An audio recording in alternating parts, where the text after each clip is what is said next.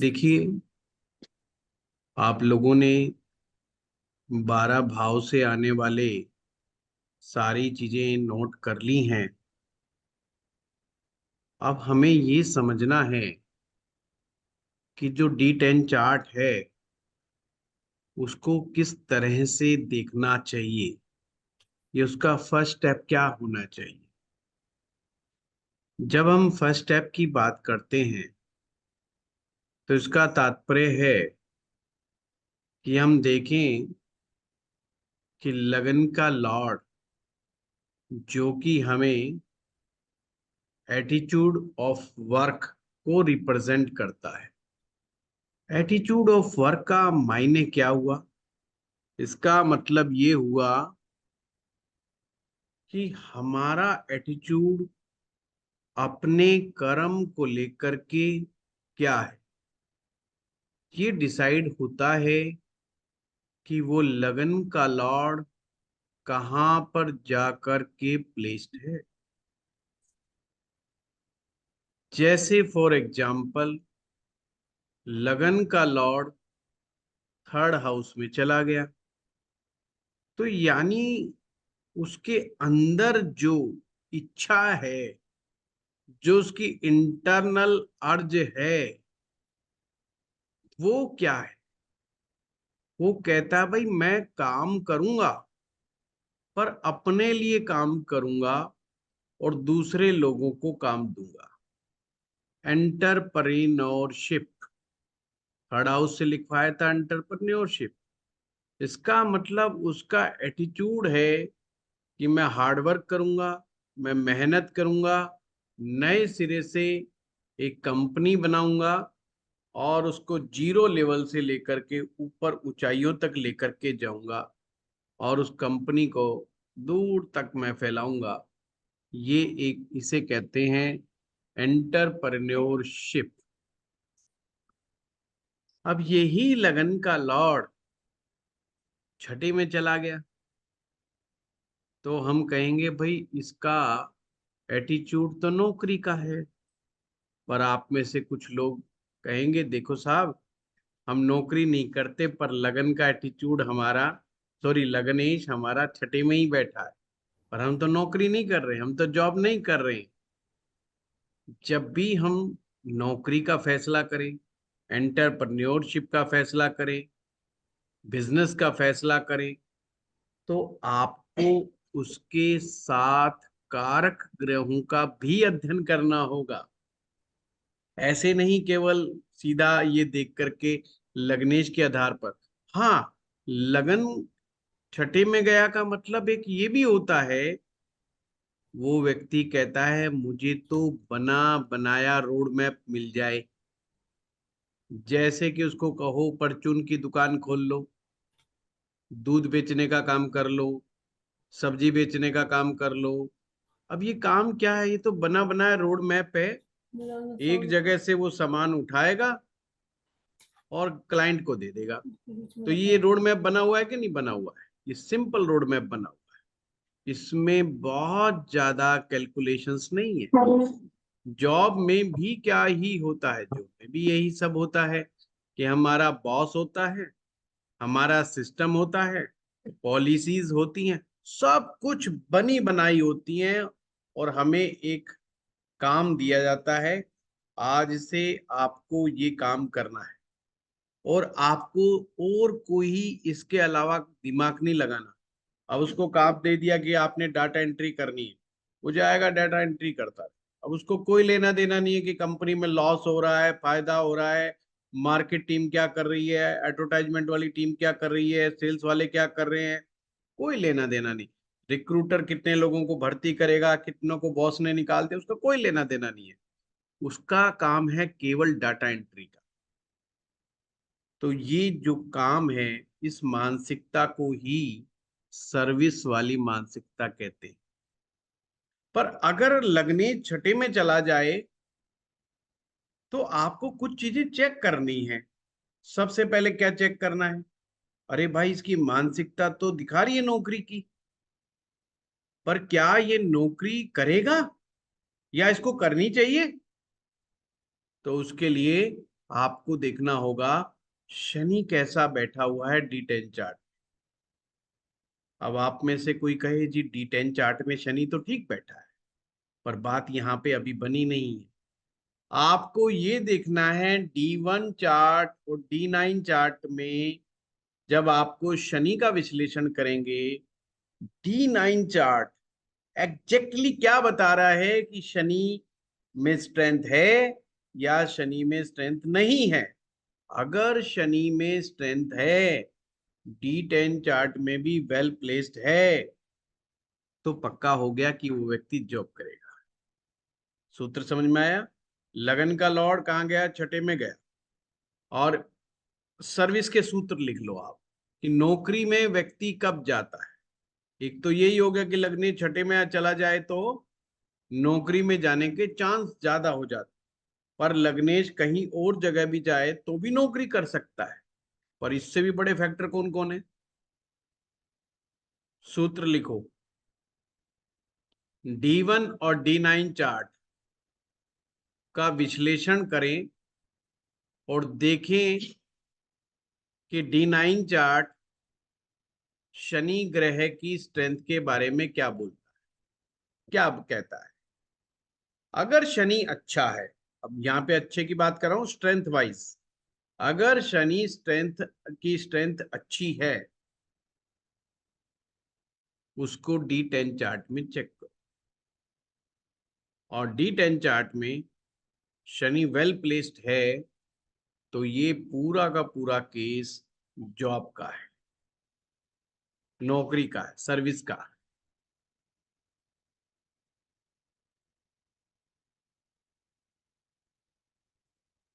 चंद्रमा ब्यूरोक्रेसी का प्लेनेट है। अगर उसका संबंध, यानी चंद्रमा कुंडली के, अब ये D10 चार्ट की बात करो, D10 चार्ट के सेकंड हाउस में, छठे भाव में और 10वें भाव में, second house, sixth house and 10th house, इनमें अगर चंद्रमा बैठा है तो भी नौकरी करवा सकता है। दूसरे में, छठे में, 10वें में। इसके अलावा क्या हो सकता है? सेकंड का लॉर्ड यदि मून के साथ बैठा हो, सिक्स्थ का लॉर्ड यदि मून के साथ बैठा हो, या 10th का लॉर्ड मून के साथ बैठा,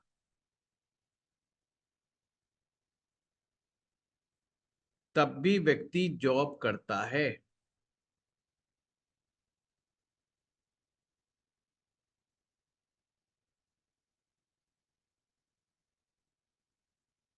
शुक्र ग्रह प्राइवेट सेक्टर को दिखाएगा, व्हाइट कॉलर जॉब को दिखाएगा।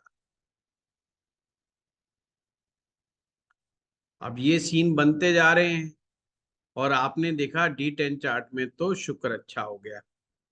अगर शुक्र अच्छा है D10 चार्ट में, निश्चित रूप से वो व्यक्ति मैनेजमेंट लेवल में, अपर मैनेजमेंट लेवल पे काम करेगा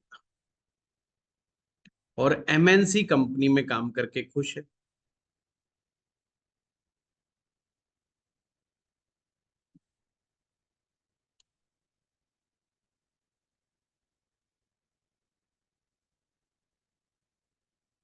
मंगल जैसा ग्रह है, राहु जैसा ग्रह है, ये बड़े तामसिक प्लेनेट है। मंगल हो गया, राहु हो गया, ये जहां पे पावर का इस्तेमाल करना पड़े, फोर्स का इस्तेमाल करे, जैसे पुलिस, फौज, मंगल। राहु, राहु में जासूसी के काम, जैसे CBI हो गई, ED हो गई, किसी की जांच करना, किसी का निरीक्षण करना या बॉर्डर की सुरक्षा करना, ये सब राहु से आती हैं, ये वाली जॉब्स।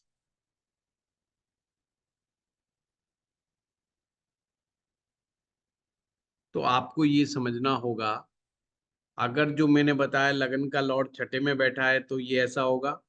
पर यदि छठे का लॉर्ड लगन में चला जाए तो भी सेम रिजल्ट ही है, तो भी व्यक्ति का एटीट्यूड जॉब वाला है।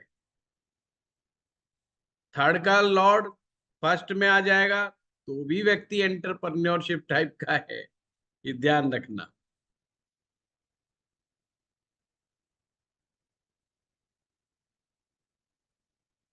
आप एक बार मैं छोटा छोटा बता दूं, लगन का लॉर्ड यदि लगन पे बैठेगा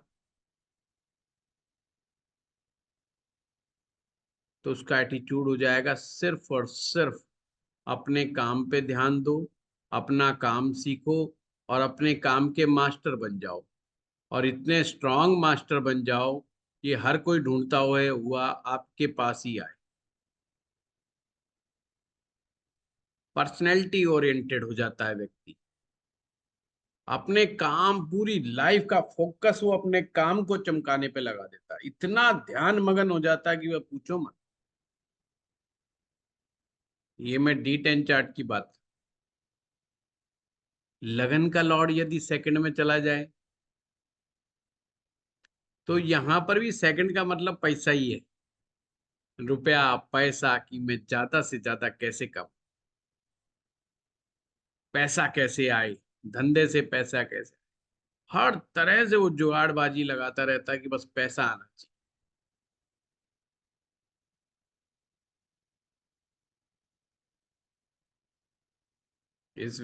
ये बिल्कुल वही हालात है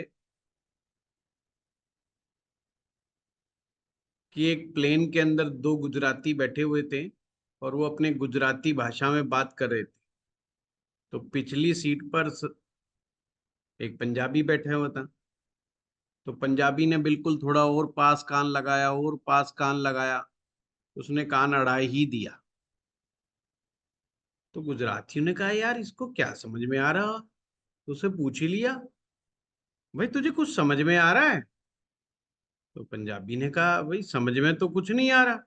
फिर बोला तू क्यों इतना कान लगा के सुन रहा है? कहता बस मुझे एक ही बात पल्ले पड़ रही है कि बात तुम बीच में ना मनी मनी कर रहे हो। तो मैंने कहा मनी की बात हो रही है तो ये तो सुनने लायक बात है, पता नहीं कोई काम की बात निकल आए। तो एटीट्यूड सेकंड हाउस में गया मीन्स मनी की तरफ चला गया, थर्ड में एंटरप्रेन्योरशिप चली गई, और जैसे ही लगन का लॉर्ड फोर्थ में आएगा, ये कंफर्ट्स पैदा करना चाहता है कि मैं काम तो करूं पर मैं यार बड़े आराम से करूं। जैसे आपने देखा होगा कुछ लोग अपने ऑफिस में कंफर्ट्स का बड़ा ध्यान रखते हैं कि मेरी गद्दी ऐसी होनी चाहिए, मेरी कुर्सी ऐसी होनी चाहिए, कुर्सी का रंग ऐसा होना चाहिए, मेरा सोफा सेट ऐसा होना चाहिए, लुक वाइज मेरा ऑफिस ऐसा होना चाहिए। ये फोर्थ हाउस है कि अपने काम में ही कंफर्ट्स का विशेष ध्यान रखने वाला। और फिर फोर्थ हाउस ही बताएगा आप अपने काम में कितने खुश हैं कि नहीं है, आप अपने काम से कितने सेटिस्फाई हैं कि नहीं है, ये फोर्थ हाउस डिसाइड करता है। फोर्थ हाउस जितना स्ट्रांग होगा, जितना शुभ ग्रह बैठेगा, फोर्थ हाउस डिसाइड करेगा कि आप अपने काम को एंजॉय कर रहे हैं या अपने आप को एक मशीन की तरह सुबह से शाम तक लगा रखा है, but you are not enjoying, you are doing work but you are not enjoying. ये फोर्थ हाउस डिसाइड करता है। जब फोर्थ हाउस में पापक ग्रह आ जाते हैं तो दिखाते हैं कि you are not enjoying work but you are doing very hard.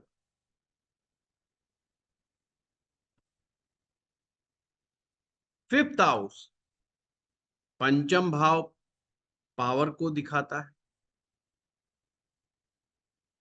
यहां से पावर गेन होती है, यहां से नॉलेज गेन होती है।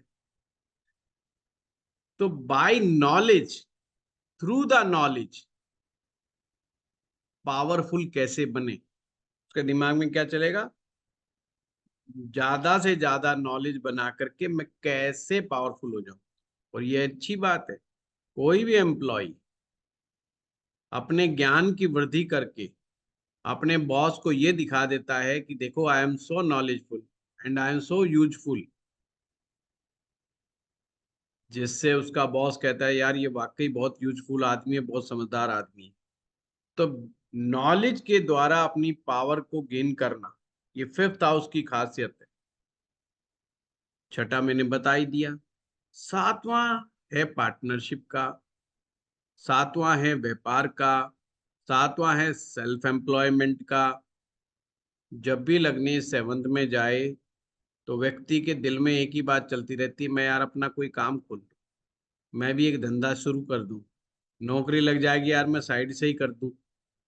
तो उसका दिमाग हमेशा कोई काम में, व्यापार में, पार्ट टाइम बिजनेस में या फुल टाइम बिजनेस में वो दिमाग लगाता रहता है। बट लगन का लॉर्ड अगर अष्टम में चला गया, इट्स नॉट गुड, ये गड़बड़ा गया। वो हमेशा डाउटफुल है, जो मैं काम कर रहा हूं ठीक कर रहा हूं कि गलत कर रहा हूं, मेरा बेस्ट काम कौन सा मुझे मिलेगा। अरे जो कर रहा है वो ही कर ले ना ना, वो तो बेस्ट है नहीं ना, मुझे बेस्ट काम कब मिलेगा। हमेशा जब भी लगने सिस्टम वाले आएंगे तो एकदम झल्लाए हुए होते हैं, मुझे मेरा मनपसंद काम बताओ, मुझे ऐसा कोई एक काम बताओ जिसको मैं करूं और सक्सेसफुल हो जाऊं। भाई सबसे बड़ा फॉल्ट ही यहीं पर फंस गया है कि यू आर सो डायरेक्शनलेस, आपको आइडिया ही नहीं है। अब आप कहोगे नहीं नहीं गुरुजी बताओ, कोई तो काम बताओ, चाहे 10 में से 10 काम बता दो और वो 10 का 10 कर ले, पर वो सेटिस्फाई किसी से नहीं होगा। कभी कभी ज्योतिषी का भी लक बड़ा काम कर रहा होता है, उसकी भी दशा कई बार खराब हो जाती है तो क्लाइंट ऐसा मिल जाता है जिसने सेटिस्फाई होना ही नहीं। वो बोल देगा, कह देगा आई एम नॉट सेटिस्फाइड, क्योंकि आपने मुझे एक बिजनेस बताया ही नहीं। और अगर आपने बता दिया तो 1 साल बाद फिर आ जाएगा, बोला किया था मैंने, तुम्हारा बताया हुआ क्या था, मैं उसको ताला लगा के आया हूँ दुकान को अच्छी तरह से, ताकि उसे दोबारा ना खोल सकूं। तो ऐसे ऐसे सीन भी खड़े हो जाते, बट आप समझदारी से उसको गाइड करना होगा और उसका इलाज करना होगा, ट्रीटमेंट पे डालना होगा। लगन का लॉर्ड 9th पे चला गया, एक ही ख्वाब है बस, बॉस बनना है, अपना धंधा खुद का करना है, क्योंकि अपने धंधे में आदमी खुद बॉस होता है और उसका यही एटीट्यूड रहेगा। ये पिताजी का धंधा करना है, पिताजी की दुकान बहुत अच्छी चलती है, पिताजी के धंधे पे बैठना है, पिताजी की फैक्ट्री बहुत अच्छी चलती है, फैक्ट्री संभालनी है, पिताजी बहुत अच्छे वकील है इसलिए मैं लॉ कर रहा हूँ। हमेशा ध्यान रखना, या तो फादर की तरफ से आ रहा है उसके ऊपर इन्फ्लुएंस, या उसके दिमाग में आ रहा है कि मुझे बॉस बन, कि फादर डॉक्टर है तो बेटे को डॉक्टर बनना है। उससे पूछो डॉक्टरी क्यों कर रहा है तू, बस पापा डॉक्टर है ना, उनका क्लिनिक है तो पापा के बाद तो मुझे ही संभालना है, इसलिए भैया करना पड़ रहा है डॉक्टरी। That's it. कुछ लोगों में ये होगा कि मुझे बॉस बनना है, किसी को ये होगा पिताजी का काम संभालना है, बड़े बुजुर्गों का काम संभालना है, घर परिवार का काम संभालना है। लगन का लॉर्ड 10th, कुछ समझाने की जरूरत नहीं, जिस लाइन में घुस जाएगा वहीं पर अपना झंडा गाड़ देगा, जो पकड़ के बैठ जाएगा, जिस चीज में अजमा लेगा, लगा लेगा हिसाब किताब, उसी में पार हो जाएगा। है तो समझो ज्योतिषी की किस्मत अच्छी है, वो जो भी कर रहा होगा वो बेस्ट होगा, उसी में वो पार जाएगा। या अगर यंग बच्चा है वो शुरुआत करना चाहता है, जो उसको दिल करने को करता है ना, उसको वही डायरेक्शन दे दो आप, वो उसमें भी कामयाब हो जाएगा। अगर लगन का लॉर्ड 11वें में चला जाए तो ये भी बहुत अच्छा होता है, बट लगन का लॉर्ड 12वें में चला जाए ये मामला गड़बड़ा जाता है कहीं। तो आपको क्या समझ में आया, लगन का लॉर्ड 8वें में और लगन का लॉर्ड 12वें में, ये दो जगह नहीं जाना चाहिए। इन दो जगह में एक ही प्रॉब्लम है कि व्यक्ति हमेशा डाउटफुल रहता है कि आई एम डूइंग गुड और नॉट गुड, कोई उसे समझा दे बस। जब कभी कभी और कभी उसके दिमाग में आएगा मैं बहुत अच्छा कर रहा हूं, और खुद से ही उसके दिमाग में आएगा नहीं नहीं मैं इतना अच्छा भी नहीं कर रहा हूं, जितना अच्छा लोग मुझे कह रहे हैं मैं इतना अच्छा नहीं कर रहा हूं। तो उसका अपना एक मूड घूमता रहेगा अपने काम को लेकर के। अब यहाँ पर एक बड़ा ट्विस्ट आ सकता है, वो आ सकता है अगर उनका डिस्पोजिटर बहुत स्ट्रांग हो जाए, जो ग्रह 8वें में बैठा हो, जो ग्रह 12वें में बैठा हो, यदि उसका डिस्पोजिटर प्लेनेट पावरफुल हो, इस दोष में कमी आ जाएगी। फिर इस दोष में कमी आ जाएगी, फिर वो इतना कंफ्यूज नहीं मिलेगा आप।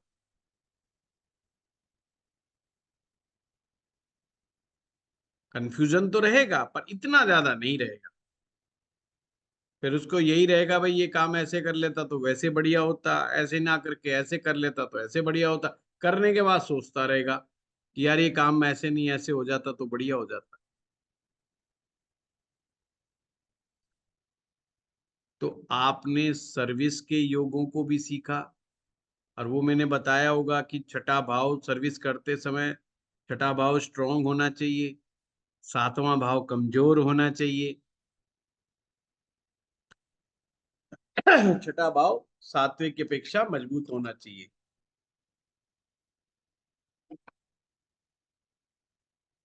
व्यापार किन्हें करना चाहिए, तो वो योग कैसे बनेगा? लगन का लॉर्ड लगन में हो, या थर्ड हाउस में हो, या फिफ्थ में हो, या सेवंथ में हो, नाइन्थ में हो, टेंथ में हो। ये कंडीशंस लिख लो, कंडीशन फॉर डूइंग बिजनेस। ये स्टेप बना लो इसकी।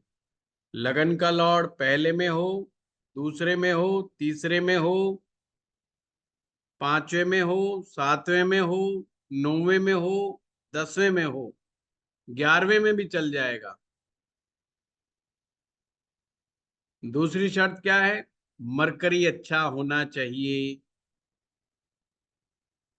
तीसरा पॉइंट, सेवंथ हाउस अच्छा होना चाहिए। सेवंथ हाउस में कोई भी पाप ग्रह नहीं बैठना चाहिए। सेवंथ हाउस में कोई भी पाप ग्रह ना हो। मरकरी अच्छा हो, सेवंथ हाउस अच्छा होना चाहिए। मरकरी का संबंध भी अच्छे ग्रहों के साथ होना चाहिए, वो व्यक्ति व्यापार करेगा। अब एक और बात, सप्तम भाव के पास है जिम्मेवारी व्यापार करवाने की, means seventh house well placed होना चाहिए। ये नहीं कि सेवंथ का लॉर्ड जो है छठे में चला गया, या सेवंथ का लॉर्ड 12वें में बैठ गया, या 8वें में चला गया, वो नहीं होना चाहिए। सेवंथ का लॉर्ड भी अच्छा होना चाहिए। अब उनका क्या करें, जिनका सेवंथ का लॉर्ड बैठ भी छठे में गया और वो काम भी अपना शुरू करके बैठ गए। चार्टेड अकाउंटेंट हैं, डॉक्टर हैं, वकील हैं, एस्ट्रोलॉजर हैं, टीचर हैं, ट्यूटर हैं, काम तो शुरू कर बैठे हैं और कर रहे हैं। तो आप कहेंगे उसका क्या रिजल्ट होगा? रिजल्ट ये होगा, हमेशा वो यही समझेंगे हम 20 लाख के आदमी हैं, 2 लाख कमाते हैं। हम 1 करोड़ के आदमी, हम 10 लाख कमाते हैं। क्योंकि हम उतना अचीव नहीं कर पा रहे। वो बिजनेसमैन की तरह नहीं सोचेंगे, काम चलाते रहेंगे, और बिल्कुल ऐसे ही काम चलाएंगे जैसे एक एम्प्लॉय चलाता अपना, जबकि उनके पास भी अपने एम्प्लॉय होंगे। वो हर काम को खुद पकड़ के बैठे रहेंगे, वर्क को डेलिब्रेट करेंगे नहीं, दूसरों पर फिर पूरा विश्वास करेंगे नहीं, उनको काम डेलिब्रेट करना ही नहीं आएगा। इसीलिए बहुत प्रतिभावान होते हुए भी वो बहुत ऊपर बढ़ने में उनको काफी तकलीफों का सामना करना पड़ता है। पर फिर एक और quality, mercury must be good. अगर मरकरी गड़बड़ा गया तो फिर टीचिंग हो, एस्ट्रोलॉजी हो, कुछ भी हो, फिर नहीं चलने वाला। डॉक्टर हो, चार्टेड अकाउंटेंट हो, नहीं चलने वाला। फिर वो जो अपना काम खुद भी कर रहे हैं और अब उसको बिजनेस समझ के बैठ गए हैं, वो बात नहीं बनेगी। क्लियर हुआ? तो सप्तम का मैटर आपको क्लियर हो गया। कोई इससे रिलेटेड डाउट है तो बता दो, मैं आज दूसरा चैप्टर करवा रहा हूँ। हाँ अंकुश। गुरुजी प्रणाम। प्रणाम। जैसे आपने इसका बिजनेस का बोला, तो बिजनेस में जैसे पहली कंडीशन फुलफिल हो रही है, लगन लॉर्ड 7th हाउस में बैठ जाता है। सेकंड कंडीशन मरकरी एग्जॉल्टेड है, वो भी कंप्लीटेड बहुत होती है। बहुत बढ़िया। जुपिटर के साथ बैठा हुआ है मरकरी, वो भी कंप्लीट होता है। हाँ, जुपिटर लेकिन के जुपिटर के अभी मैं आगे जो चैप्टर कराऊंगा ना, उसमें उसमें मामला गड़बड़ा जाता है। जब भी अच्छा ये जुपिटर के साथ बैठता है ना, तो ये मामला गड़बड़ा जाता है। अच्छा। देखो, तो 7th। समझो बात को, अंकुश शब्द व्यापार धर्म के लिए नहीं है। व्यापार जो है ज्ञान के लिए नहीं है। व्यापार एक व्यापार है। व्यापार में चालाकियां होती हैं, व्यापार में आइडियाज होते हैं, व्यापार में कमाना तो होता है पर बहुत तेजी से कमाना होता है, धीरे धीरे नहीं। जैसे एक टीचर ट्यूशन पढ़ा रहा है, हर साल उसके पास 10 बच्चे आ जाते हैं एक स्पेसिफिक टाइम में, और फिर वो कहता है इस बार मेरे 15 आ गए, मुझे बहुत फायदा हो रहा, मुझे बहुत फायदा हो रहा। पर वो एक घर से एक ही जगह से वो ट्यूशन पढ़ाया जा रहा 10 साल हो गए। बिजनेसमैन कहेगा ये तो रॉन्ग तरीका है, ये कोई सेंस है बिजनेस करने की? ये सेंस ही नहीं है बिजनेस करने की। आप अगर 10 से 100 स्टूडेंट पे भी नहीं पहुंच रहे हो तो ये आप बहुत बड़ी मिस्टेक कर रहे हो। आपको तो 1000 2000 लोगों तक पहुंच जाना चाहिए। आपको तो 10,000 20,000 लोगों तक पहुंच जाना चाहिए। ये है बिजनेस सेंस।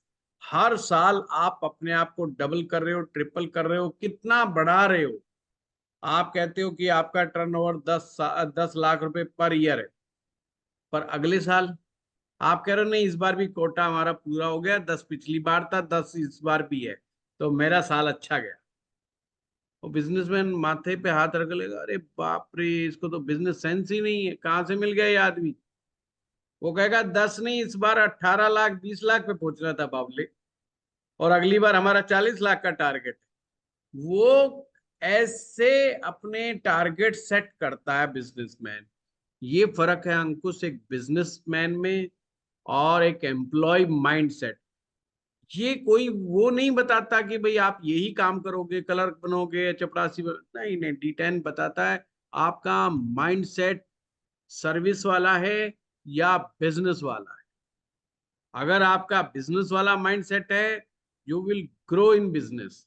अगर आपका माइंड सर्विस वाला है पर बिजनेस कर रहे हो, आपका वो धंधा भी सर्विस की तरह ही चलेगा। झाड़ू मारने वाला नहीं आया, झाड़ू ली और आपने मार दी, क्या फर्क पड़ता है? मैं तो बहुत मेहनती आदमी हूँ, मैं तो झाड़ू भी खुद लगा लूंगा, मैं तो बिल भरवाने भी चला जाऊंगा, मैं तो ये करवाने भी चला जाऊंगा। ये माइंडसेट क्या है? यही सर्विस माइंडसेट। सर्विस माइंडसेट दूसरे पर बिलीव नहीं करता। अच्छा, चेक देना, ये तो बैंक में मैं खुद ही जाऊंगा, इसको पता चल जाएगा 2 लाख का चेक है, ये मैं क्यों दूं इसके हाथ में, मैं नहीं दूंगा। बैंक वाला कह रहा है मैं तेरे घर पे पहुंचा दे तो भेज देता हूँ आदमी, तू वहां से चेक कलेक्ट कर देगा ना, मैं खुद आऊंगा।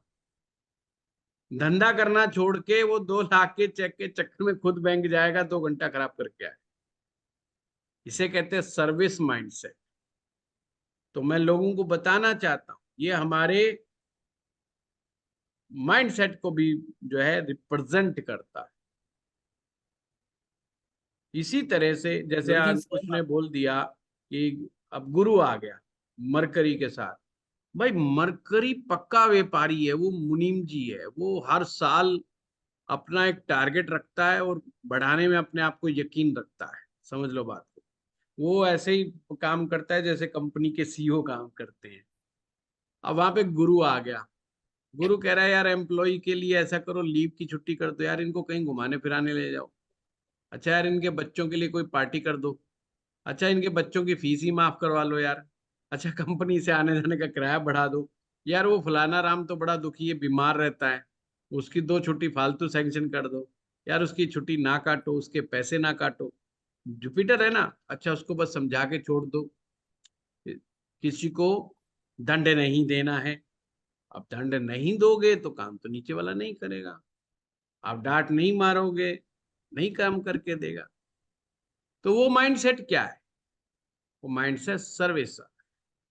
जैसे मजदूर मजदूर है, मजदूर अपनी नौकरी गवा सकता है दूसरे मजदूर के लिए। एक मजदूर ने कहा मेरे साथ अन्याय होगा, 10 मजदूर खड़े हो जाएंगे। आप 10 को कह दो मैं सबको नौकरी से निकाल दूंगा, 10 कहेंगे निकाल दो। मीन्स एक का प्रॉब्लम था, सभी ने अपने ऊपर ले लिया और नौकरी से निकल गए। दैट्स माइंड, समझ रहे हो, ये मानसिकता। परंतु जी गुरु बिजनेसमैन दिमाग लगाएगा, बेशक मेरा मामा का लड़का है, ये कॉन्ट्रैक्ट मुझे मिलना चाहिए। सामने वाले ने मामा के लड़के को 2 गाली दे दी, चुप होगा, हाँ जी वो है ही ऐसा, बचपन से ही ऐसा है, साफ जाने दो, मैं हूं ना, आदेश करो। ये है बिजनेस माइंडसेट। वो अपनी गोटी फिट करने में लगा पड़ा है। उसका सगा मामा का लड़का है, उसको वो गालियां दे रहा है, पर वो ऐसे चुप बैठा हुआ और कहता है you are my boss, you are the best boss, वही बेवकूफ है। इसे कहते हैं मरकरी की मानसिकता। मरकरी की मानसिकता ही बिजनेस मानसिकता है। जुपिटर की मानसिकता, सैटर्न की मानसिकता, ये सभी मार्स की मानसिकता, सब सर्विस क्लास मानसिकता है। समझिए। गुरु जी, सही बात बोला आपने। जैसे मन तो वही करता है, लॉर्ड अब 7th हाउस में बैठा हुआ है, लगन लॉर्ड। लेकिन फिर वो भी लगता है कि नेचर तो है ही नहीं है, जो मतलब ऐसे सेंसिटिविटी वाला है। तो वही कंफ्यूजन था कि ऐसा क्यों होता है। मन तो करता है लेकिन उसमें वो चालाकी ही नहीं है कि हम नहीं कर सकते ये चीज। वो थोड़ा सा इसमें कंफ्यूजन क्लियर हो गया। बिजनेस सेवंथ नहीं लॉर्ड नहीं नहीं जैसे अंकुश, मैं यहाँ रोकना चाहता हूँ। बिजनेस में चालाकियों की आवश्यकता नहीं होती, चालाकी की आवश्यकता नहीं होती। अपॉर्चुनिटीज को पहचानने की पावर और रिस्क टेकिंग कैपेसिटी। अपॉर्चुनिटी को पहचान लेना, अभी बताया ना, मामा का लड़के को गाली पड़ रही है, बोला ये अपॉर्चुनिटी देख रहा है वो, कि अगर मैं बोला कि तूने मैं, ये तो मेरा मामा का लड़का है, खबरदार तूने इसको क्यों गाली दी, तो अपॉर्चुनिटी कैंसिल हो जाएगी। पर 2 मिनट चुप लगा गया और उसकी गड़बड़ कर दी, तो कह दिया ठीक है अपॉर्चुनिटी हो सकती है। वो अपॉर्चुनिटीज पे बड़ी नजर रखता है। बिजनेसमैन हमेशा अपॉर्चुनिटीज ढूंढता है, उस पर नजर रखता है, बड़ी पैनी नजर होती है। एक जिसको कहते हैं ना घाघ बिजनेसमैन, या आप कह सकते हो इंग्लिश में एक्सपीरियंस्ड बिजनेसमैन, जो सूंघ के बता देता है यहाँ पे अपॉर्चुनिटीज है। Business means opportunities. सेंसिटिव आदमी अपॉर्चुनिटीज पहचान लेता है, बट रिस्क नहीं लेता। बस यहीं पे वो मारा जाता है। और वो अपॉर्चुनिटीज को भी पहचानता है, वो रिस्क भी लेना जानता है। उसको चालाकियां चुलुकियां करने की जरूरत नहीं, वो समझाने वाले बहुत आदत। उसको तो एक बार बीड़ा उठाने की जरूरत है, आज ही अंकुश कह दे मैं सड़क बनाने का ठेका मिल गया 10 20 50 किलोमीटर का मेरे को, 10 लोग कल सुबह तक आ जाएंगे अंकुश के साथ चाय पीने के लिए। मैं बताता हूँ ठेका, ठेके में कमाई कैसे होगी, रोड़ी कहाँ से आएगी, बजरी कहाँ से आएगी, साहब मेरा इतना दे दो, मेरा इतना दे दो। समझाने वाले, ज्ञान देने वाले अपने आप आ जाएंगे। और इसकी 50 किलोमीटर की सड़क बिना एक्सपीरियंस के भी सड़क बहुत अच्छी बन जाएगी। तो उसके लिए कोई सीखो उसकी करने की जरूरत नहीं। हम जिस काम को खुद कर रहे हैं, दूसरे किसी को करने नहीं दे रहे हैं, वो बिजनेस नहीं है। फिर से याद रखना, हम खुद कर रहे हैं और दूसरे को करने नहीं दे रहे हैं उस काम को, सेम काम को, इसका मतलब वो बिजनेस नहीं है। बिजनेस अपॉर्चुनिटीज ढूंढने का काम है, रिस्क लेने का काम है, और ठंडे दिमाग से सोचने का काम है। आप प्रॉब्लम्स को रिएक्ट कैसे करते हैं, यही बात को बिजनेसमैन बड़े अच्छे से समझता है। बस वो फिल्म देखिए ना गुरु, उसमें धीरू भाई अंबानी की टाइप की वो फिल्म बनाई है। उसमें कहते हैं कि सारे अखबार जो हमारे खिलाफ लिख रहे हैं, हर जगह हमारे खिलाफ चर्चाएं हो रही हैं, तो अपने मैनेजर को कहता है ऐसा करो एडवर्टाइजमेंट 5 गुना बढ़ा दो। वो कहता है क्या बेवकूफी है, मार्केट तो हमारे अगेंस्ट है। बोला यही मौका है, अपनी एड बढ़ा दो 5 गुना। यानी कि वो क्या समझ रहा है, वो अपॉर्चुनिटी, इतनी नेगेटिव सिचुएशन में भी वो अपॉर्चुनिटी ढूंढ रहा है, ताकि पब्लिक को ये लगे कि ये कंपनी तो बड़ी फायदे में जा रही है, इसकी तो एडवर्टाइजमेंट 5 गुना और बढ़ गई, इसका मतलब सेल बढ़ गई है। ये वर्करी का काम। गुरु जी, इसमें एक क्वेश्चन और भी था। जैसे 7th लॉर्ड आगे जाके 10th में बैठ जाता है, फिर इसको जब हम ओवरऑल ओवरऑल एनालिसिस करते हैं तो मतलब कि इसमें कंसल्टेंसी बिजनेस तो चलो नहीं कर सकते हैं, वो चीज हम उस रिलेटेड चीज हम कर सकते हैं। नहीं, अगर 7th का लॉर्ड 10th में चला गया तो कंसल्टेंसी क्यों नहीं कर सकते। कर सकते हैं, मैं वही कह रहा हूँ। कर सकते हैं, बिल्कुल हाँ कर वही कह सकते रहा हूँ कि उसके रिलेटेड हैं। जैसे सेवंथ का लॉर्ड का 10th में आने का मतलब एक ये है कि आगे दुकान पीछे मकान। सेवंथ का लॉर्ड 4th में आने का मतलब यही है कि मैं जहां पर मेरा घर है बस उसके पास में ही जो है मेरा ऑफिस होना चाहिए, मुझे ज्यादा दूर नहीं जाना है, मुझे बहुत लंबा नहीं चलना है। बहुत लॉर्ड 10th में चला गया, हार्ड वर्क करेगा बट कंफर्ट जोन में रहना चाहता है। सेवंथ का लॉर्ड 10th में चला गया, हार्ड वर्क करेगा पर वहां पर कंफर्ट जोन होना चाहिए। सिंपल। और कंफर्ट कहाँ मिलता है? आगे दुकान पीछे मकान में मिलता है। समझ तो गया ठीक ना? हिसाब से हाँ, हम देख। मैं भी उसमें से एक ही हूँ, है ना? ऊपर मकान नीचे दुकान। समझ गए बात को? वही बेस्ट एग्जाम्पल आपके सामने बैठा हुआ है। हैं? टीचिंग का हो सकता है जैसे। हाँ भाई, टीचिंग में कहा मॉल में जाकर के क्लास खोलनी है। जी, थैंक यू। हाँ, सर ठीक। चलिए अब आगे पढ़ते हैं। हाँ अभिलाषा जी, फटाफट कीजिए ताकि मैं आगे सर करा दूं। फटाफट सर तो आप केतु को एक्सप्लेन कर सकते हैं, is it detachment from work और how do we read Ketu in D10 chart? Ketu कभी भी डिटैचमेंट 10th हाउस में या D10 में नहीं होगा। ओके। केतु या तो मिस्टेक होगा या हेडलेस काम करना, मतलब बिना दिमाग के भेजे के काम करना, दिन रात मेहनत में लगा पड़ा है, सुबह से शाम तक एक हो गई। स्मार्ट वर्क नहीं कर रहा, हार्ड वर्क कर रहा। पर हार्ड वर्क कैसा कर रहा है? Hard work headlessly. उसको एक इंट्यूशन बेस काम कर रहा है, उसको इंट्यूशन आई कि मुझे यार ऑफिस में ऐसे ऐसे कर देना चाहिए, वो वैसे वैसे लग गया बस। तो वो वो अलग। बहुत हाईएस्ट पीक पे नहीं पहुंच सकते, जैसे केतु तो टॉप भी है, तो उनका टॉप में पहुंचने का चांसेस गुड है कि नहीं अकॉर्ड नहीं, मतलब? कभी भी केतु को सिंगल रूप में आप देख ही नहीं सकते ना। हम्म। अदर्स प्लेनेट के रेस्पेक्टिव में देखना पड़ेगा। ये वो वाला मोक्ष नहीं है, काम से काहे का मोक्ष है। ओके ओके, ऑलराइट, फिर तो थैंक यू सीधा सर। ही मोक्ष मिलेगा, काम से भी और शरीर से भी। ठीक है, चलिए। ओके। हाँ श्रीवत्स साहब बताइए। नमस्ते गुरुजी। नमस्ते। Guruji, if Mercury in D1 chart it is in 12th house, but in D9 chart it is in 4th house, and its depositor Mars is also in 1 house in Aries. That means it is strengthful. In D9 it is quite is good strength is there in Mercury. When it comes to D10, it is in 3rd house. This is entrepreneurship house.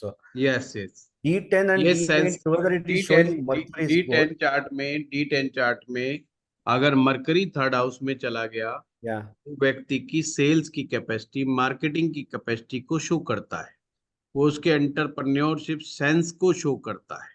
But in the same D10 chart, Mars 7th lord is gone to 8th house, and its depositor is in 6th house in the same नहीं नहीं chart. नहीं नहीं। Seventh Lord is a Mars 7th lord is Mars, and placed in the 8th house. 8th house, and its हाँ तो depositor is in जो 6th house. योग भंग हो गया। Dispositor, sorry, योग dispositor. भंग हो गया, योग भंग हो गया श्रीवत्स साहब। हाँ योग वो बंग। नेग्लेक्ट हो गया, योग भंग हो गया। फिर वो अपनी सर्विस में ही इंटेलेक्चुअल मरकरी से रिलेटेड काम करेगा।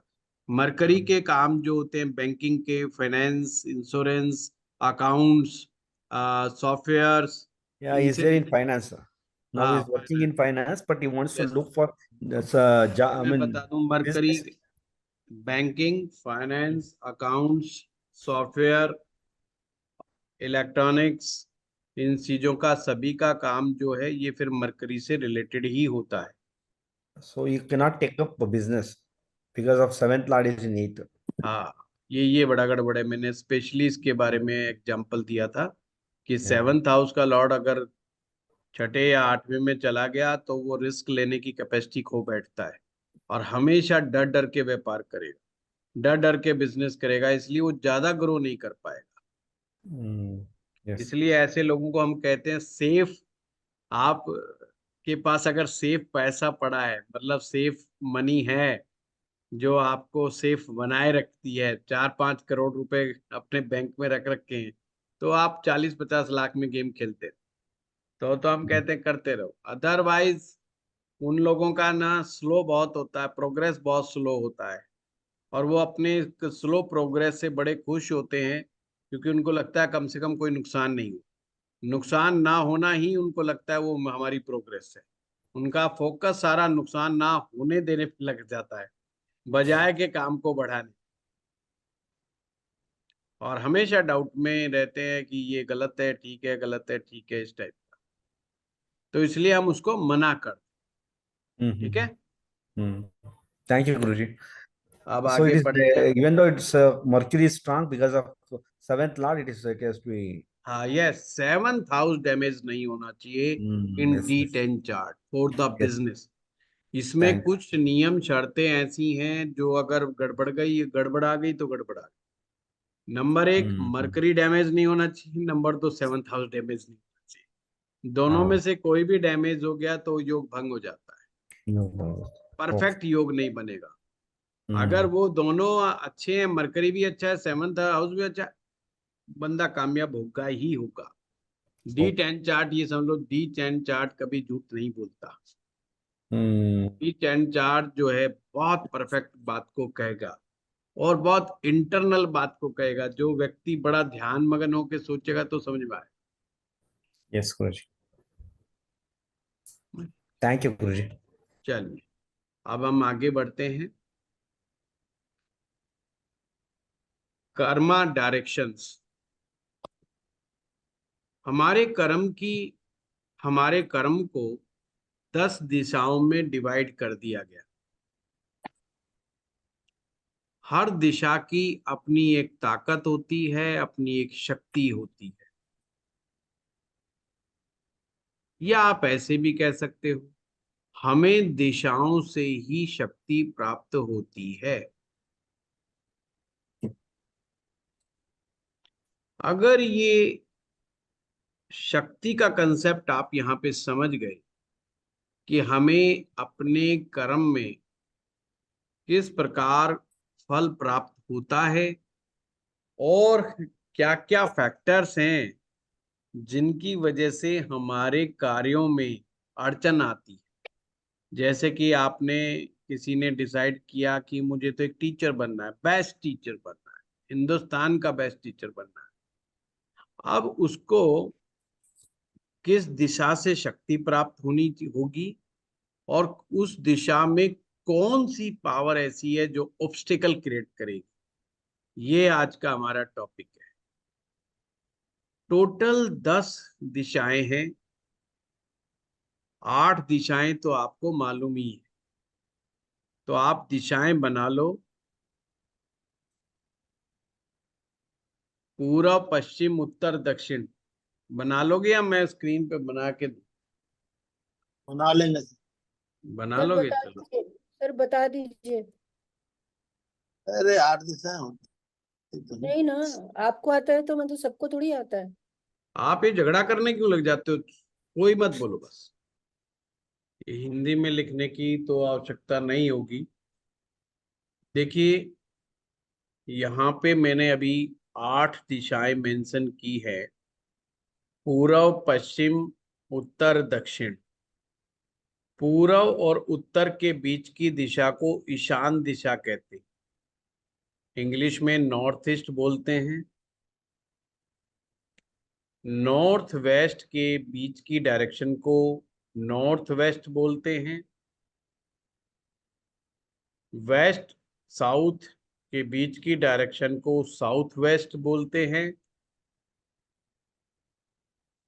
साउथ ईस्ट, साउथ और ईस्ट के बीच की डायरेक्शन को साउथ ईस्ट यानी कि अग्नि कोण बोलते हैं। ये मेरी स्क्रीन पर कैसे दूसरे का पेन चल रहा है भाई? प्लीज इस स्क्रीन के ऊपर कुछ ना करो, मैं टेक्निकली वैसे ही वीक आदमी हूं, मैं सिर्फ प्रवचन दे के चला जाऊंगा। हर दिशा की अपनी एक शक्ति होती है, अपना देवता होता है। तो जैसे पूर्व दिशा, ये अभी भी नाम घूम रहे हैं स्क्रीन के ऊपर, ये ना घूमे तो अच्छे हैं। ईस्ट डायरेक्शन का जो देवता है वो सूरज है। पूर्व दिशा का स्वामी सूरज, आप ये नोट करते रहिए। सन, साउथ ईस्ट का वीनस शुक्र ग्रह, साउथ का मार्स मंगल ग्रह, साउथ वेस्ट का राहु, वेस्ट का शनि, नॉर्थ वेस्ट का मून और नॉर्थ का मरकरी, नॉर्थ ईस्ट का जुपिटर। ये मैंने सारी दिशाओं के बारे में बता दिया, ये इनका ब्रह्म स्थान है। अब देख लिया आप लोगों ने, बहुत सिंपल है, बना लिया। तो मैं आप लोगों के पास आऊं, आपने पेपर पे बना लेना है। आपके सामने 8 दिशाएं हैं, 8 दिशाओं के स्वामी है जो कि ग्रह हैं। इन ग्रहों को लिखना है। अब आपने वो पावर लिखनी है जो कि ऑब्स्टिकल क्रिएट करने वाली है। ये पूर्व, जैसे आपका नॉर्थ ईस्ट बताया, उसका स्वामी ग्रह है जुपिटर है। अब जुपिटर जो काम कर रहा है, जो ताकत आपको दे रहा है, उस कार्य में कौन प्रॉब्लम पैदा कर रहा है, ये भी हमें सब समझना होगा। जब जाकर के हमें समझना आएगा तो आप नॉर्थ ईस्ट वाली डायरेक्शन, जहां पे आपने जुपिटर लिखा है, उसको ऊपर एरो लगा करके वहां पे राहु लिख दो। बहुत आराम से समझाऊंगा कि आपके बृहस्पति के काम में, आपके जुपिटर के काम में ऑब्स्टेकल क्रिएट करने का काम राहु करेगा। ये सब आपने D10 चार्ट में देखना। इसको पहले मैं लिखवा दूं, फिर मैं आपको समझाऊंगा। पूर्व दिशा में ऑब्स्टेकल क्रिएट करने का काम खुद सूर्य ही करता है। सूर्य की ऑब्स्टेकल सूर्य खुद है, यानी स्वयं ही वो अपने आप में एक ऑब्स्टेकल है। शुक्र की दिशा जो कि अग्नि कोण है, जिसे हम साउथ ईस्ट कहते हैं, उस दिशा में ऑब्स्टेकल क्रिएट करने का काम मंगल ग्रह के द्वारा हो। साउथ डायरेक्शन में जिसका स्वामी ग्रह मंगल है, इसमें ऑब्स्टेकल क्रिएट करने का काम जुपिटर करेगा। साउथ वेस्ट कॉर्नर में इस दिशा का स्वामी राहु है। वैसे ये वास्तु में भी बड़े काम देगी आप लोगों को, ये चीज बड़ा काम दे सकती है। अगर इस पे गहरे मनन करें, ध्यान करें इस चार्ट के ऊपर ना, तो आपको हर प्रॉब्लम का सॉल्यूशन इस चार्ट में समझ में आ जाएगा। और ज्योतिष के बड़े बड़े रहस्यों को ये चार्ट ठीक कर देता है। ये काल चक्र के नाम से जाना जाता है।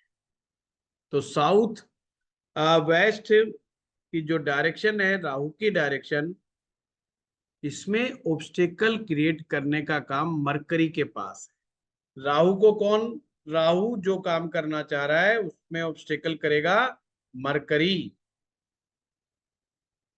शनि के काम में विघ्न शुक्र पैदा करता है।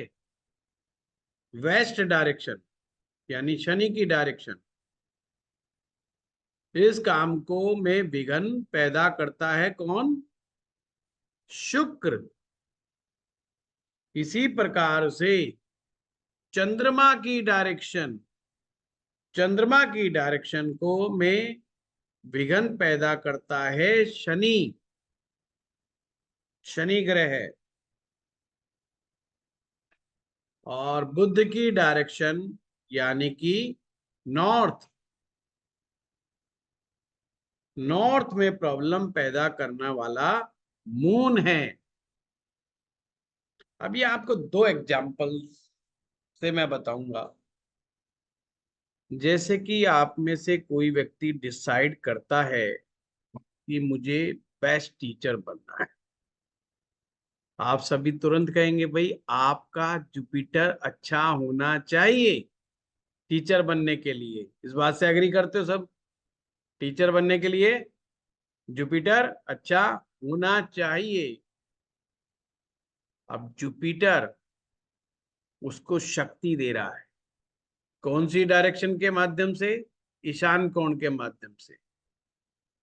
पर अगर वहीं पर राहु इस एंगल से कुंडली में बैठ जाए, वो उसके टीचिंग प्रोफेशंस को बिल्कुल जीरो पे लाके टिका सकता है।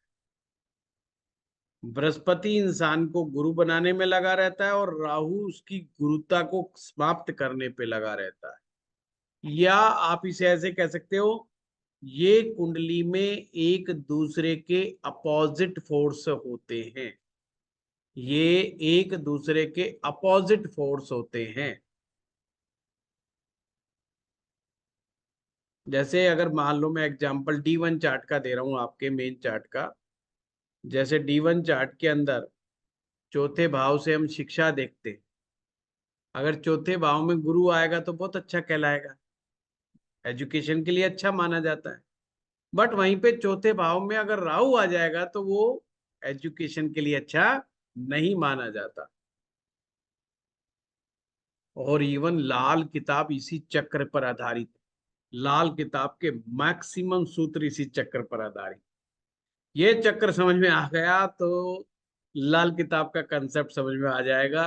जो भी लाल किताब के विद्यार्थी हैं, मैं उनके लिए बता रहा हूं। अब जैसे साउथ दिशा के स्वामी मंगल ग्रह हैं, और मंगल पीटने का काम करते हैं, मारने का काम करते हैं। मंगल के काम क्या है? नेगेटिव साइड के काम देखे तो एक्सीडेंट, सर्जरी, मार पिटाई, मुकदमेबाजी, युद्ध, ये सब ये मार्स के काम। अगर आपका मार्स बहुत पावरफुल हो रहा है, उसको बैलेंस करने का काम या उसको रोकने का काम बृहस्पति का ज्ञान कर सकता है। बृहस्पति कहेगा कहीं को पीटना। साउथ, अभी तो मैं देवताओं पर नहीं गया, इनके देवता भी होते हैं। पूर्व दिशा का देवता इंद्र है, साउथ दिशा का देवता यमराज है। मैं वो फिर वास्तु में चला जाऊंगा तो इसलिए नहीं जा रहा हूं। मैं D10 चार्ट तक ही सीमित रहना चाहता हूं। साउथ डायरेक्शन का देवता कौन है? यमराज। अब यमराज का काम क्या है? मृत्यु देने का। मृत्यु तुल्य कष्ट, मृत्यु तुल्य कष्ट जब भी होगा उसमें मंगल का रोल होगा ही होगा। और इसीलिए जब भी व्यक्ति को मृत्यु तुल्य कष्ट आता है तो उनको रुद्राभिषेक रिकमेंड किया जाता है। शंकर, उसमें शंकर का नाम, नमक चमक विधि से रुद्राभिषेक करना, शम शम शंकराय। तो रुद्राभिषेक करने से गुरु का प्रभाव बढ़ता है और मंगल का प्रभाव, नेगेटिव प्रभाव डाउन होता है। तो आप लोगों के लिए होमवर्क है, इस पर बस इस चक्कर को बड़े अच्छे से बनाइए साफ राइटिंग में। अभी तो आपने जल्दबाजी में किया होगा। उनके देवताओं को लिखिए, उनकी दिशाओं को लिखिए, ग्रहों को लिखिए और D10 चार्ट में उन ग्रहों को देखिए। क्या कोई ग्रह की ताकत को अपोजिट फोर्स रोक तो नहीं रहा? जैसे हमारी अंकुश के साथ बात हो रही थी कि योग बनते बनते बनते बिगड़ गया लास्ट में। तो ऐसे ही बहुत सारे योग आपके D10 चार्ट में आपको बनते दिखाई देंगे। पर अगर उनका अपोज करने वाला प्लेनेट वहां पर प्लेस्ड हो गया या उसको दृष्टि देगा, किसी भी कारण से वो पावर में आ गया, तो वो आपके उस ग्रह के सारे खेल को बिगाड़ देगा। पॉइंट समझे कि नहीं समझे? अगर गुरु के साथ राहु बैठ गया तो वो खेल को बिगाड़ देगा। अगर राहु कुंडली में ऐसी स्थिति में बना है और बुध पावरफुल हो जाए और आप जासूस बनना चाहते हो, वो आपके जासूसी को साइड में कर देगा, वो आपको जासूस नहीं बनने देगा, वो आप ख्वाब ही रह जाए। तो आपको ये भी देखना है जो आप बनना चाहते हो कहीं उसका अपोजिशन वाला प्लेनेट स्ट्रांग तो नहीं है कुंडली में।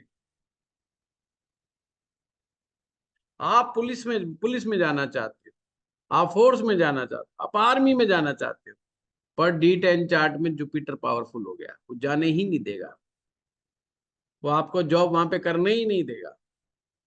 ये चार्ट मैंने इसीलिए बनवाया है, जब आप फाइनल निष्कर्ष पर पहुंचोगे तो यही चीज आपको तंग करेगी, क्योंकि यही चीजों से आपको चूक जाओगे। अब आपने देखा कि साहब शनि ग्रह जो है वो तो नौकरी को रिप्रेजेंट कर रहा है और शनि तो जी बहुत अच्छा आ गया, पर हमने ये नहीं देखा कि शुक्र उच्च का हो गया। और ये मेरे साथ हुआ, मेरा D10 चार्ट में शुक्र एग्जॉल्टेड है। तो मैं यही समझ नहीं पाया कि भाई मैं नौकरी लंबे समय तक क्यों नहीं कर पाया। और मैं एस्ट्रोलॉजिकली इसके बारे में बड़ा सोचा, बड़ा विचार करा, और मुझे फिर इस बात से ही सब्र करना पड़ा, बस भाई टेक्निकल नॉलेज मिल गई, शनि की टेक्निकल नॉलेज मिल गई, पर मैं लंबे समय तक जॉब नहीं कर पाया। पर जब ये चार्ट समझ में आया मुझे, जब इस चार्ट ने मुझे आंसर दिया, और मैं ये सोचता था D10 चार्ट में जो उच्च का शुक्र है तो कोई ये तो भाई फिल्म के अंदर कुछ ना कुछ करवाएगा, कहीं ना कहीं कुछ करवाएगा, पर फिल्म में कहाँ करवाता। हम पहले यही बड़ी मशहूर होती थी ये बात, जिसका शुक्र अच्छा वो फिल्म में जाए, पर वो मिथ भी टूटा कि भाई ये शुक्र उच्च का कहीं फिल्म में नहीं लेके जाता। उसने नौकरी के चांस और खत्म करवाए, जॉब से और वो करवा दिया। शुक्र का काम है आदमी को कंफर्ट्स में रखना, शुक्र का मेन काम है कंफर्ट्स में रखना। तो भैया आगे दुकान पीछे मकान हो तो कंफर्ट्स ही है ना फिर, है यहाँ बेल मारो, चाय लाओ, चाय आ जाएगी, कॉफी चाहिए, कॉफी चाहिए, आई कॉफी गड़बड़ बना दी, दूसरी लाओ, दूसरी आ जाएगी, आज मूड नहीं है तो नहीं पियेंगे, 4 बार लोग पूछने आ रहे हैं सर चाय कॉफी, गुरुजी ये ले लो, गुरुजी वो ले लो। अरे भाई और क्या कंफर्ट चाहिए। अब मूड नहीं है करने का काम तो अभी अपॉइंटमेंट थोड़ा आगे पीछे करो, कर देंगे, और क्या चाहिए कंफर्टेबल बस। अब समझ में आ रहे है शुक्र तो ये काम कर रहा है, बताओ बैठे बैठे। और मैं बड़ा खुश हो रहा हूँ, शुक्र एग्जॉल्टेड है D10 चार्ट में, कुछ तो करिश्मा दिखाएगा। हम तो ये पढ़े बैठे हैं कि जो एग्जॉल्टेड प्लेनेट कुछ तो करिश्मा कराएंगे, हैं? तो अब जब काल चक्र समझा, ये तो शनि का मार्ग रोक के बैठा हुआ है, ये तो नौकरी का मार्ग रोक के बैठा हुआ है। जब समझ में आया कि नौकरी में मन क्यों नहीं लग रहा था भाई,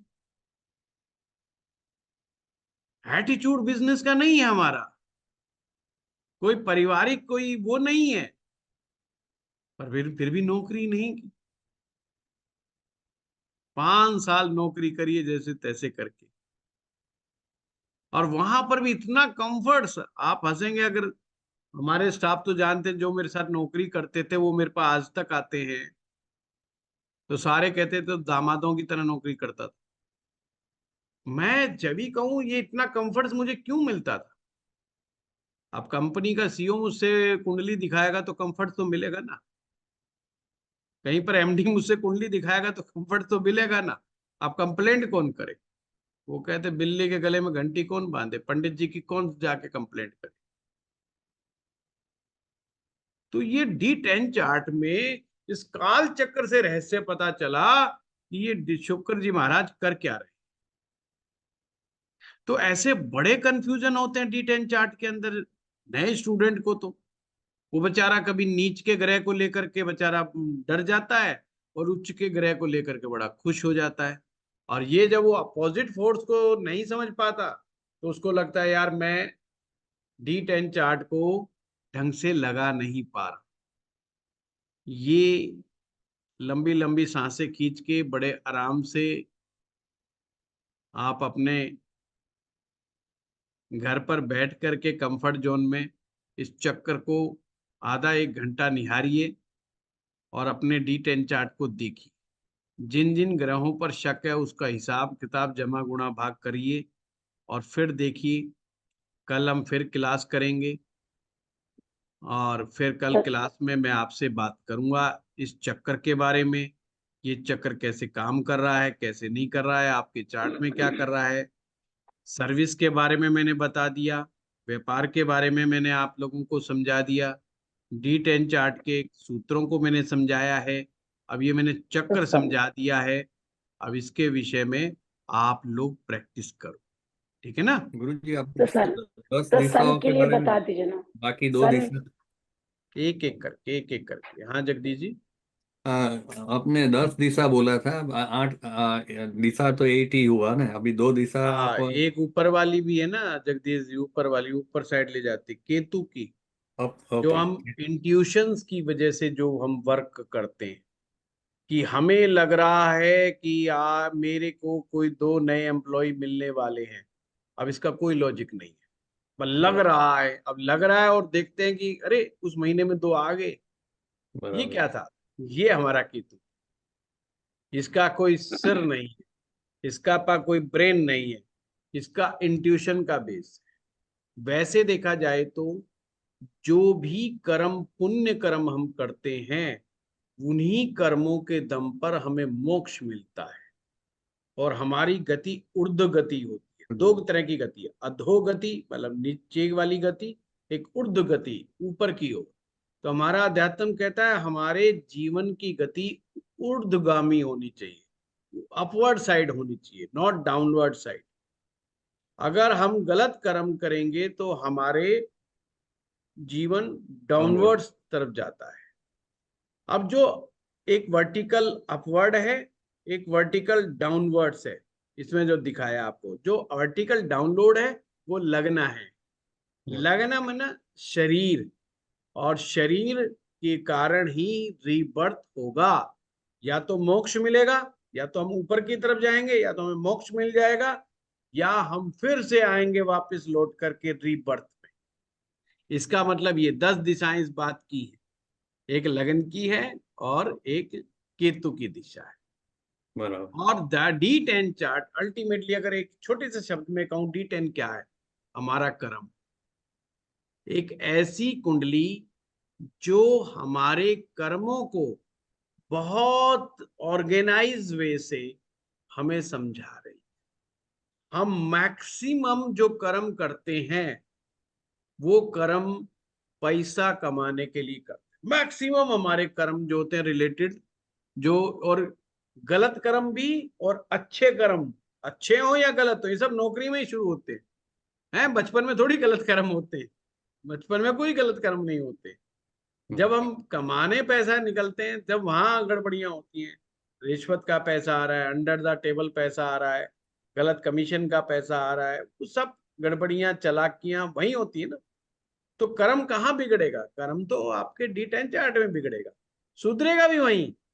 अगर आप बिल्कुल आइडियलिस्टिक हो गए, आप बड़े वेरी प्रिंसिपल्ड हैं और आप अपने कर्म में बिल्कुल भी कोताही नहीं करते, आप अपने फोकस 100% अपने कर्म की तरफ रखते हो, तो आपका कर्म बहुत अच्छा हो गया।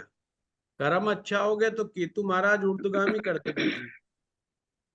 अदरवाइज तो रीबर्थ का ऑप्शन तो ऑलवेज ओपन इन सनातन धर्म। टेंशन लेने की बात नहीं, फिर आएंगे घूम फिर के। जो स्टूडेंट नहीं पढ़ेंगे उनको दोबारा पढ़ाएंगे हम। नौकरी, प्रमोशन कब लगेगी, कब छूट जाएगी, ये रिटायरमेंट। बहुत छोटे प्रश्न है जगदीश जी, आप लगा के खुद देखना। देखो प्रमोशन कहाँ से बताई थी? 5th हाउस से। सब बताया हुआ है, उसको 2 बार सुनो, 3 बार। जो भी जहन में प्रश्न आ रहा है, प्रश्न आ रहा है आपके जहन में, प्रमोशन कब लगेगी, मैंने बताया प्रमोशन तो 5th हाउस से देखेंगे। आप देखो अपना डिविजनल चार्ट्स जो है उसमें पंचम भाव देखना है। अब विश्वंतरी दशा लगा दो आप उसमें क्या पंचम दशा का कोई प्रत्यंतर आ रहा है? कोई अंतर आ रहा है? आप कह रहे हो प्रत्यंतर तो दूर दूर तक नहीं मिल रहा, फिर प्रमोशन क्या समझे? कोई बात ही नहीं मिल रहा। तो पंचम, नवम और लगन क्या सूत्र बताया था? ये आपस में बेस्ट फ्रेंड है, ये सेम एलिमेंट है, सेम एलिमेंट है। अगर पंचम की दशा आ रही है तो वो नवम का, सॉरी, अगर नवम की दशा आ रही है, पंचम की नहीं आ रही है, पर वो पंचम का काम कर सकती है। लगन की दशा आ रही है, वो पंचम का काम कर सकती है। मीन्स यहां पर संभावना है कि प्रमोशन हो सकती है, क्योंकि लगन का लॉर्ड, मान लो D10 चार्ट है और वो कर्क लगन का है। अब कर्क लगन में पंचम भाव में का स्वामी कौन है? मंगल, क्योंकि वहां पे वृश्चिक राशि फॉल कर रही है पंचम भाव में। अब मान लो मंगल की महादशा भी नहीं आ रही बंदे को और अंतरदशा भी नहीं आ रही, और वो प्रमोशन एक्सपेक्टेड है, तो एस्ट्रोलॉजर क्या करे? वो कह रहे भाई मुझे तो 2-3 महीने में फाइनल हो जाएगा, या तो प्रमोशन मिलेगी या नहीं मिलेगी। अब 2-3 महीने तक ना प्रत्यंतर आ रहा है, ना अंतर आ रहा है, ना महादशा है। अब एस्ट्रोलॉजर क्या करे? उसको प्रत्यंतर देखना है, कोई लगन का आ रहा है क्या, मतलब चंद्रमा का आ रहा है क्या, बृहस्पति का आ रहा है क्या? अगर चंद्रमा का बृहस्पति का आ रहा है तो भी प्रमोशन के चांस बन जाएंगे। और क्या ऑप्शन हो सकता है? पंचम भाव का स्वामी किस ग्रह के साथ बैठा है, जिस ग्रह के साथ वो बैठा है, अगर उसकी दशा आ गई तो भी प्रमोशन हो सकती है। अब यहाँ पे ख्याल क्या रखना है, कौन सी चीज है जो प्रमोशन को डुबो सकती है? तो इसका लॉर्ड कौन है? मंगल। अब मंगल को डुबोने का काम कौन करेगा? मंगल को डुबोने का काम बृहस्पति करेगा। बराबर। अगर बृहस्पति गड़बड़ा गया, यहाँ पर बृहस्पति जो है पावर अब में आ गया, तो मामले को बिगाड़ देगा। गोचर को नहीं देखेंगे उसमें। गोचर को देखो, बृहस्पति पावर में आ गया तो काम को बिगाड़ देगा, प्रमोशन बिठा देगा आराम से, नहीं होने देगा प्रमोशन। ओके, थैंक बहुत यू। सिंपल है। मैं ये मान के चल रहा हूँ कि आप लोगों को D1 D9 चार्ट बहुत अच्छे से आता है, इसलिए मैं जल्दी जल्दी का ये सूत्र करा। अदरवाइज तो मैंने कहा ना, एक एक डिविजनल चार्ट पे हम 15 दिन लगा दे तो कम है। हाँ गीतांजलि गुरुजी, जी, आप कुछ कह रहे हो, बताइए। प्रणाम गुरुजी।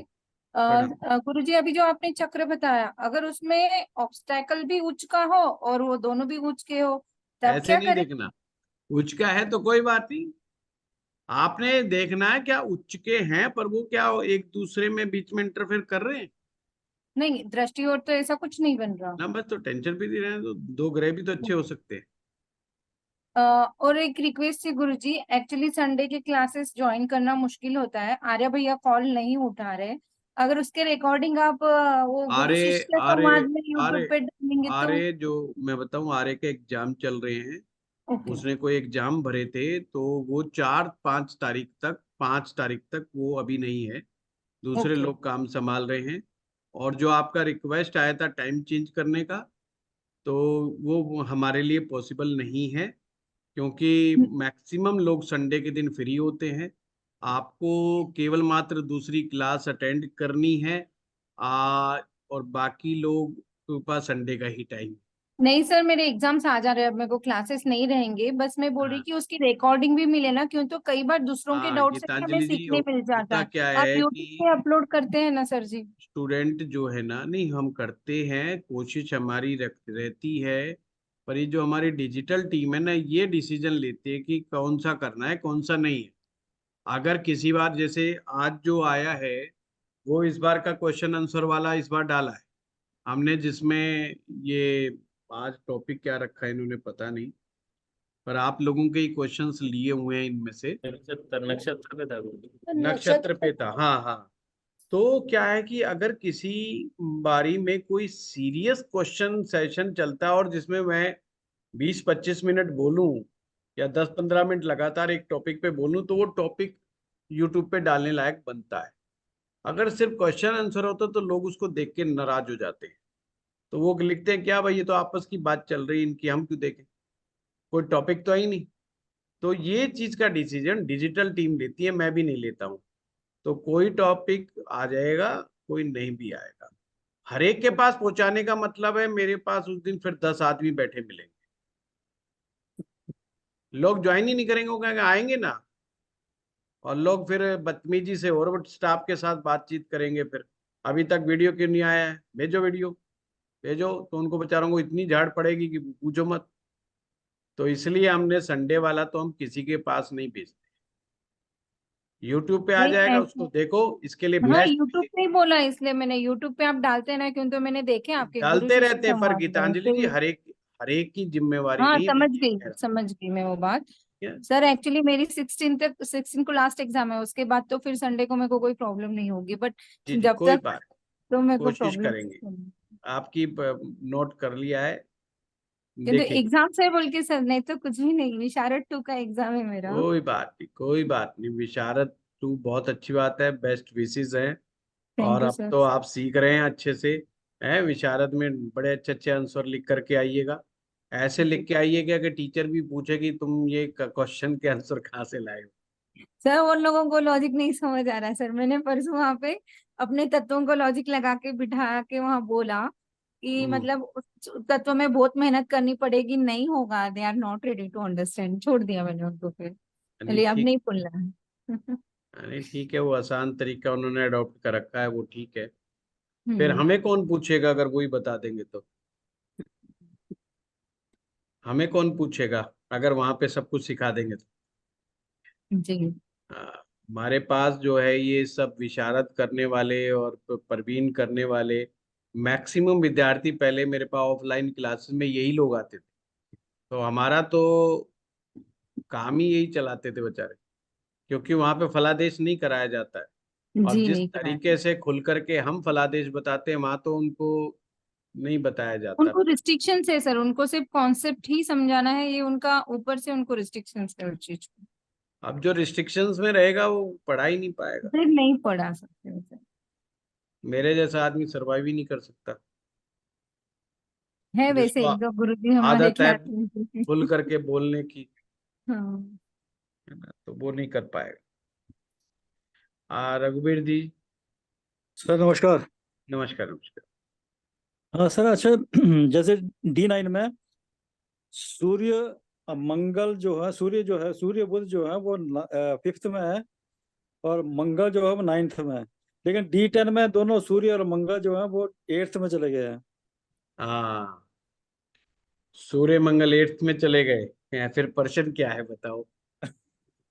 बिजनेस बिजनेस के बारे में, जैसे और ये 10th के लॉर्ड है और 5th के 7th के लॉर्ड, नहीं नहीं नहीं, दोनों इसको 10th में। आप D10 चार्ट को बिल्कुल अलग एंगल से देखो। D10 अच्छा, चार्ट का 7th का लॉर्ड कहाँ गया ये देखो, लगन 7th का का लॉर्ड लॉर्ड कहाँ गया है वो देखो, मरकरी की पावर देखो, ये सब देखो आप। 7 10th का दोनों का 8th में चले गए। तो वो ठीक नहीं है। और लगन का लॉर्ड उच्च का है, बुध उच्च का उसके होना तो साथ है। अच्छी बात है कि इसका मतलब व्यक्ति पुरुषार्थी है, कर्मठ है। 9th में शनि उच्च का, बुध, चंद्र और राहु। बस बुद्ध के साथ जो है ना, ये गड़बड़ है मामला, अच्छा ऑब्स्टेकल क्रिएट करता है व्यापार में ये सब। अच्छा। ठीक है, चलिए, ठीक है। आप लोगों का बहुत धन्यवाद, कल मिलते हैं। पर आप प्रैक्टिस करके आइएगा प्लीज, है ना, ताकि आप लोग थोड़ा सा मेंटली तैयार हो।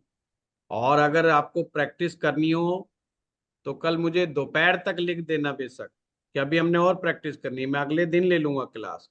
पर प्लीज प्लीज मेरा निवेदन है, इस चार्ट के ऊपर बहुत मनन करें, अपनी नौकरी को देखें। देखिए, आप सभी लोग काम कर रहे हैं, सभी लोग पैसा कमाते हैं, आप अपने किसी न किसी व्यवसाय से जुड़े हुए हैं, और आप अपनी कुंडली के बारे में बहुत अच्छे तरीके से जानते हैं। आपके मन में क्या चलता है अपने काम को लेकर के, वो भी आप मुझसे बेहतर जानते हैं। तो इसीलिए कह रहा हूँ, सेल्फ रियलाइज करें, इस चार्ट के साथ मैच करें, फिर डाउट को देखें। फिर मैं कल आपसे कोई एग्जाम्पल कोशिश करेंगे, एग्जाम्पल भी लें, और इस चार्ट को भी समझने की कोशिश करेंगे।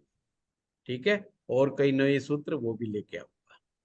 धन्यवाद, प्रणाम गुरुजी। प्रणाम। प्रणाम गुरुजी।